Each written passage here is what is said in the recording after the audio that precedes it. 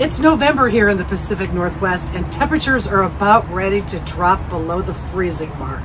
Brad and I are getting ready to take the Squatch Dog up into the mountains. So it's time for us to insulate and we're going to use Havelock Wool. Stay tuned. We'll show you how we're going to do it.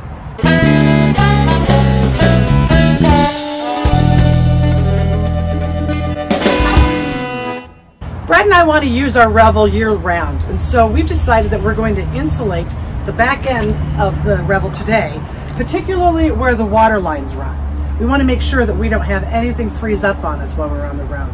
And what are we using for insulation? Havelock Wool, and there's a reason for that. Havelock Wool has lots of benefits. For instance, it improves air quality indoors. It absorbs harmful chemicals like formaldehyde. It manages moisture and will not support the growth of mold. And it even absorbs sound.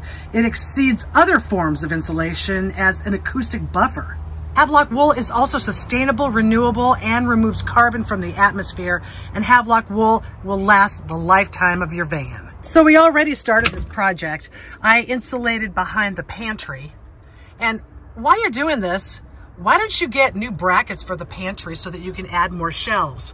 I got these new brackets over at Lowe's, and I got some more clips so I could add more shelves, which I found on Amazon. And then I found these really cool baskets at Lowe's that I could put in there, and they fit perfectly so that I can keep things more secure.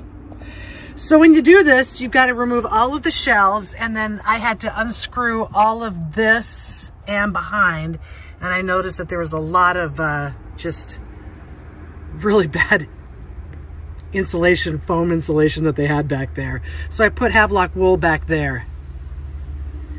And then I took this off the bottom and put more Havelock Wool back behind there where some water pipes run. I also ran Havelock Wool behind this area as there was a gap there. And then I found the bottom of this garage door opener seal and I ran this along there and it sealed it up really nice. I think I'm gonna put some Flex Seal maybe on the top of that or some sort of caulking to really seal it up. I also ran some Havelock Wool underneath the low point drains. I unscrewed all of these screws and then just shoved a bunch of Havelock Wool back behind there.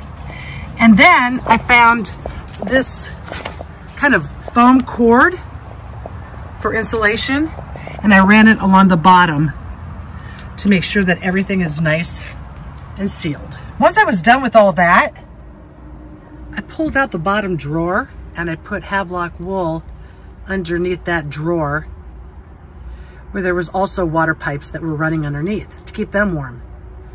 So today I'm gonna make sure that the plumbing underneath the shower is nice and warm, and I'm gonna shove a bunch of Havelock Wool right underneath here.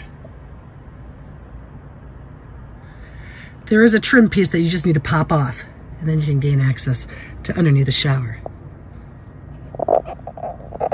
And while I'm doing the shower, Brad's gonna start in back here in the garage area of the Revel. And what we're gonna need to do is pop off all of these little covers and then unscrew to be able to pop off these back areas. Okay, are you ready to do this? Mm-hmm. All right, let's go. I think so. So to get these panels off, you gotta take off these little covers that cover the screws. And that's what Brad's doing right now. And they're really tiny, they kind of fly off. You need a flathead screwdriver or something like that to get in there and get them. And then we need to unscrew the screws.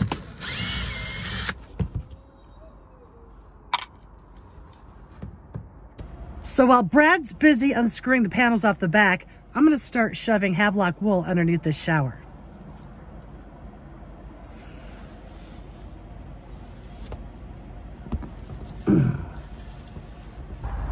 Okay, what's next?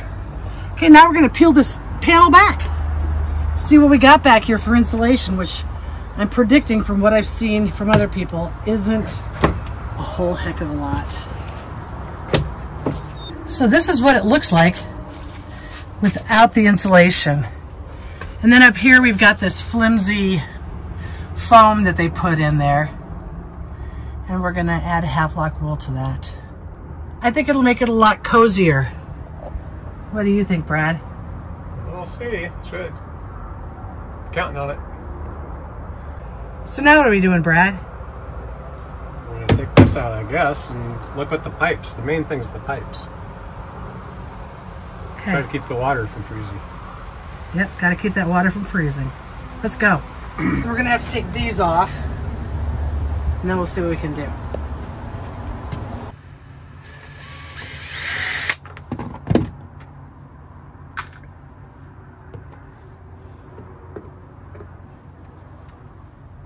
So now putting insulation behind this water system.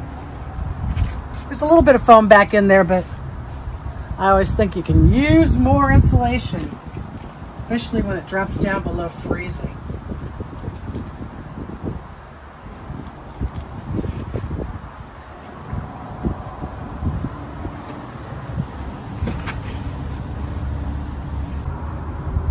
I'm going to fill this entire cavity up with Havelock Wool. So this is what we did to the bottom part. We wrapped the areas where the pipes were, but left a little bit of room for these vents so that some heat can get in here too. Now we're going to do the top part.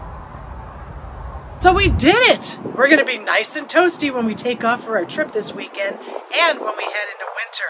We actually got insulation up above here, down below the water lines, and even underneath the shower pan. So I feel really good that we're not going to have any frozen pipes while we're out on our trip this weekend on into winter.